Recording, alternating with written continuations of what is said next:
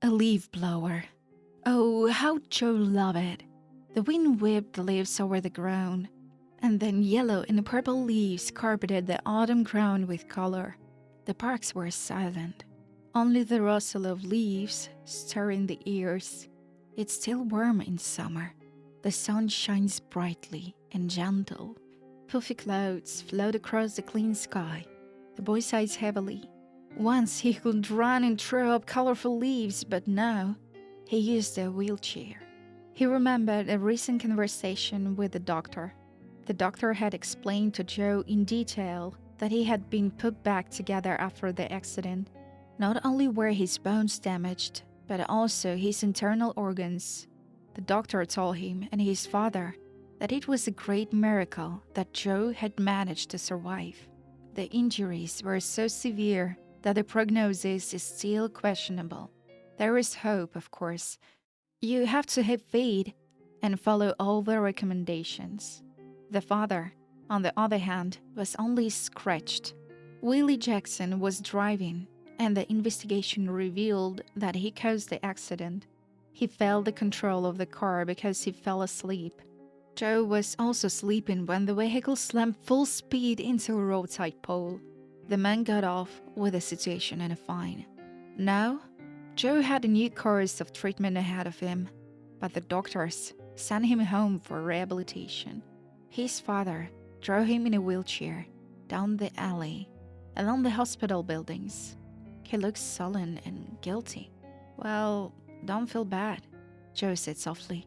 "I'm not angry, and I forgive you. I hope you recover, and you will help me get better, won't you?" Willie Jackson nodded his head and sniffled noisily. "I would like to know if you need a nurse. I need to work," he reasoned. "You need one. You need one," the boy agreed. "I will take care of it," said the father. It was the most challenging time for Joe's life. He couldn't do anything on his own, and every movement caused him untold pain. As promised, his father hired a nurse for him, an attentive and patient older woman. Her name was Claire Smith, and she had extensive experience and expertise in caring for such patients. Day after day, the nurse pedantically followed the doctor's recommendations. In the morning, hygiene procedures, gymnastic exercises, breakfast. Then she would like to take Joe for a walk. He liked the walk, of course. Outdoors, he could feel good. Joe loved it when the fresh wind blew across his face or the feet. Cold snowflakes fell into his hand. But in the area of his legs, he no longer felt anything and couldn't even move them. Although the doctor said there was hope and he could eventually walk, Joe was losing faith in it every day. The nurse reassured him and told him that it had been too few days, so he needed to work hourly and continue the treatments. Her fortitude impressed Joe, but he felt he was giving up. In the afternoon, Claire will give him a general massage. They will go for water treatments in the evening, such as pearl baths and charcoal showers. Dad was at work all day long. At first, he spent a lot of time with his son, but then he became distant and came home later and later. He kept telling Joe that he was working hard to earn money to pay for a caregiver. However, when he entered his room, the boy's eyes could not escape the lipstick on his shirt and the smell of woman's perfume. Before his son's eyes, he began to turn into a man with a heavy character and an alcohol addiction. Willie was like a magnet attracting hostile forces. At first, Joe ignored him, but gradually, under the influence of circumstances, the man loses control over himself. Willie Jackson, like a black hole, absorbed everything around him. His words were like a poison, penetrating the soul's very depths, harsh and reproachful. His father began to change, becoming rude and unpredictable. At first, it was only minor outbursts, harsh words and nervousness, but gradually, Willie began to withdraw more and more into himself, indulging in the world of alcohol. Joe couldn't believe what was happening to his father. However, Willie Jackson couldn't pay for a caregiver after a few months, so the woman left. Joe was left completely helpless.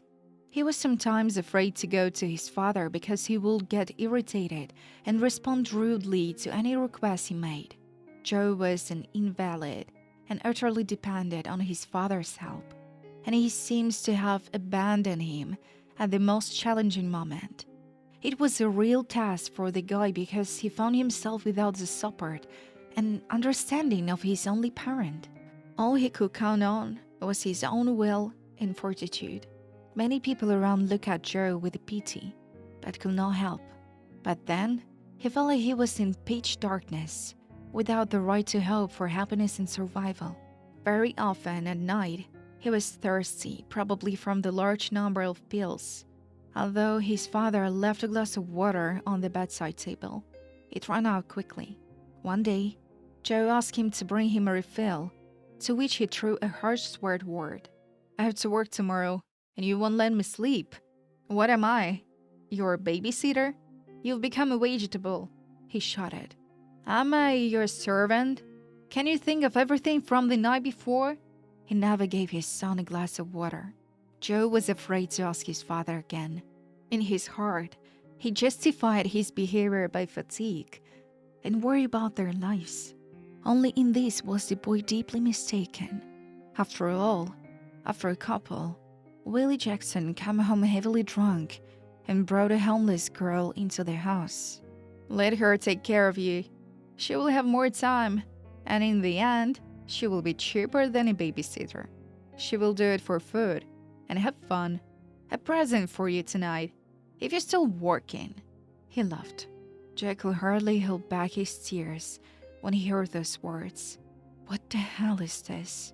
How could anyone be so cruel? His father made him an invalid through his fault. What a betrayal. What Willie was doing now was disgusting and vulgar. Satisfied with himself, he closed his son's bedroom door and entered the kitchen. He had an unopened bottle of whiskey stashed there. He poured himself a glass and had another. The following day, when he entered Joe's room, the man was numb. Neither he nor the tramp was there. Samantha Rogers, a dark-skinned girl with a short curly hair, cheerful smile and dimples, rolled the stroller with Joe into her house. Yesterday, Willie Johnson thought she had no family because she looked like a ragamuffin. That misled him. Samantha was just from a poor family and lived in a small town. She and Joe had gotten there by bus, and she had come to Toronto to beg to help her older sister, with whom she shared her old house, and to bring some money into the family. Once in bedroom, she smiled. The girl pointed Joe to the children's drawing and the giant pink teddy bear on the bed. "It's a girl room, so it will be just us. It's better than having to put up with your daddy." "I agree," Joe smiled. "I won't be a burden to you. I've gotten an allowance by taking care of me. It will be harder on you. I will take care of you because I'm 16 now. I'm solid and mature. I will pay you. But consider me hired. Make yourself comfortable. You will get me a coat from the closet." Joe looked around the paced, small bedroom. It will be his home now, and for some reason, he didn't feel uncomfortable about being next door and sharing it with his younger mistress. On the contrary, he felt secured. Samantha took him to the woods daily, showing him where they had played with their peers as children. A smile immediately appeared on Joe's face. They chose different roads, admired nature, and picked mushrooms and berries. They talked openly about everything. Samantha had a way with people. She was cheerful and showed absolute devotion to Joe. The boy didn't even understand why she was so attentive to him. They probably took pity on a cripple. "Tell me about yourself," Samantha asked him. "I won't. It's unsuitable for impressionable girls," he answered. "Aren't your troubles enough? Believe me, I want to hear." "It's hard for me to tell, even though I look like a tough guy. I'm human, and I have feelings too. It's too bad. I would like to know why your dad is so strict and where your mom is. Well, okay. Let me tell you everything. I see you're strong and brave. Let's go to the river tomorrow. Get some sandwiches and drinks and have a heart-to-heart talk. Really? Samantha asked hopefully. Yes, if I promise, I will keep my promises. That's how it was between them. They will go for an evening walk and have dinner by the river. And Joe will talk and talk about his life. And Samantha about herself. I don't think it was me when I was a kid, Sam. It was same other boy. In the distant past, in a warm and cozy place where every day began with happy smiles and ended with sweet fairy tales. He lived carefree and knew no troubles. His childhood was a natural paradise, full of tenderness and care, where every minute was filled with a mother's care. She was his best friend and mentor. She turned the most ordinary moments into a holiday. And every day was full of surprises and exciting activities. However, as it often happens, fate does not always give us only joy. One day, without warning, there was such a sad and unexpected turn of events that the boy faced the deep pain of loss for the first time. His mother, who was for him not only the keeper of the home but also a source of endless love and support, suddenly left this world. And this tragic moment left an indelible impression in his heart, as if a shadow of sadness had fallen on him, which prevented him from relaxing and returning to his former life. Now he found himself utterly dependent on his father, who, though far from being as gentle and caring as his mother, still tried to fulfill his parental duties. From that moment, he began to learn independence and look for strength to cope with the difficulties he had to overcome. He realized that life does not always give us what we want, and we must learn to live without our circumstances. The boy's revelations struck Samantha. She admired his resilience and courage. The girl also shared with him how she had been left without both parents, and how she and her older sister Rose were trying to survive. Joe, too, marveled at how, through the horrors that would have made anyone irritable and angry, Samantha remained such a sunshine to everyone. But sometimes, bouts of depression will come over Joe, and he will sneak away from home. Once, after a rainstorm, the guy got stuck in the mud and tried to win to get out. Well, let me stay here in the woods. I'm still a burden. Then he felt someone push his wheelchair, which rolled quickly out of the mire. Joe turned and saw that the deliverer was Samantha. Suddenly, he realized he was not ashamed to accept her help, for this was no pity in the girl's eyes that he had so often seized in other people. Her gaze radiated warmth and calmness. He was someone who knew that one should live no matter what. I'm sorry, Joe said. I'm just a little homesick. Accept it, Samantha nodded. Joe became more and more accustomed to her. Soon, he discovered that he was not indifferent to the girl. Some unknown pinching feeling enveloped every cell of his body. She was afraid every day that the boy would return to his father. And he wasn't going to. Willie Johnson was in no hurry to find his son. He is 18 years old, probably glad to be rid of him. Sandra's sister Rosa also saw the beginning of true love in Samantha's heart. I can see Joe's attracted to you. I can see he's attached to you. But I'm afraid you two have no future, even though you like each other. After all, he has a disability. I believe, said Samantha firmly, that's all is not lost, for the doctors gave me hope. Well, she seems very small, and small is good. You know how miracles happen. You probably know better.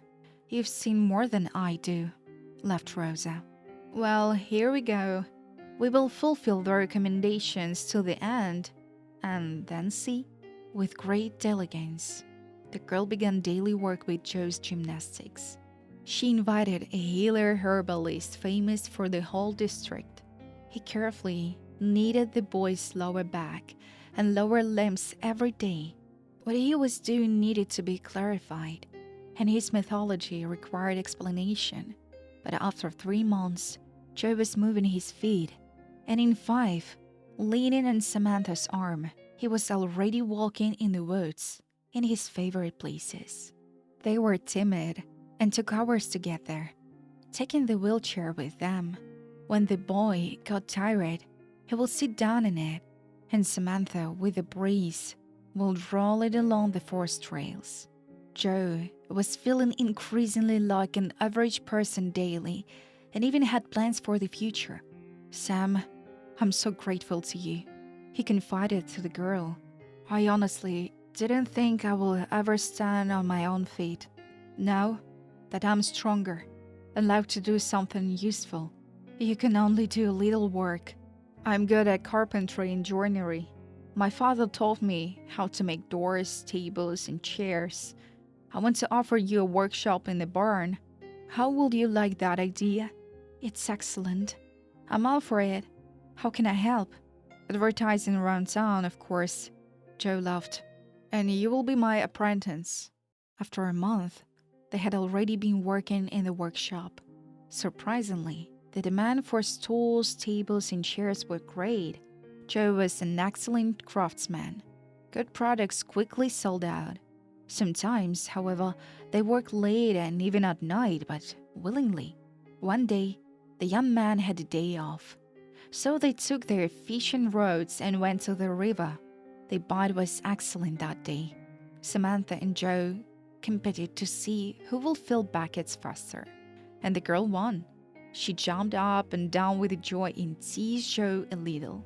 "You have got to be better than that, and you're just sitting there, thinking about something you don't know. Please, tell me what you're thinking about." Joe put the fishing rod on the ground, stepped closer to her, and gently put his arm around her waist. He looked Samantha in the eye and said, "Here we are. You and I have been living together for 6 months in the same house, and I realize I need you. It's time to make this relationship official. What do you think about it?" Samantha was a little confused. She wrapped her slender arms around his neck and nestled her lips against his. So they stood by the quiet river and kissed the birdsong. They embarrassed and silent, broken only by the occasional splash of frogs jumping in the water. "I wouldn't be away from you for a moment." Samantha smiled. "So would I." And holding hands, they went home happy. The young people married and stayed in a small town. Their business flourished, and soon they moved to another neighborhood and bought a spacious house with a green lawn and a barbecue area in the backyard. The workshop was also located there. Joe considered himself a lucky man and thanked his father for this gift, Samantha, that he brought into his bedroom one day. Somehow, they were in for a big surprise. In the afternoon, someone knocked loudly on the door. Joe was sound asleep after a stormy night. Samantha, throwing on a light dress, opened it. On the threshold stood Willie Jackson. He looked at her with astonishment. Before him, beautiful, with eyes sparkling with happiness, a girl. He did not recognize her. And then his son came out to him. "How's that?" Willie jumped back. "Did you ride in the chair?" Jack took a bold step toward him over the threshold. He held his head up proudly. "I did. And you aren't happy about my health, Bob?" "Me? No, I'm glad." "How do you find me?" "I saw your picture in your local paper, advertising your shop. And there is a picture of you and your address." Joe walked over to Samantha and put his arm around her shoulders. "I'm a full-fledged man now, not an invalid, and you're a father." "You dare not blame me," the man wailed. "Who's hurting you?" Joe replied calmly. "I'm telling the truth. I'm telling the truth. You took responsibility for the accident and kept me as an unnecessary thing. Now what? Are you here for forgiveness? I'm getting old, so I've been diagnosed with an unfortunate condition, and you're thriving. I need help." Willie Jackson looked up at them with eyes that read fear and no remorse. "I will give you money, but just this once. We didn't want to see you again, so that you know." The young man went into the house and returned with a written check. He handed it to his father. He took it tremblingly, hunching over, and walked away. The young man watched him until the man's figure became a tiny dot on the horizon. "Let it roll," Joe grinned, pulling Sandra close to him and kissing her hot lips. "It was a waste of a ride, and the earth bears such people," she said. They stood pressed closely together. A tall, broad-shouldered man who once used a wheelchair with a short lock of hair on his head. He held a frail woman in his arms. She was a head shorter than her chosen one and seemed defenseless in his powerful arms. Their souls were filled with happiness. Those two knew what life was all about. After pain, suffering, and despair, they finally tasted the sweet fruit of existence.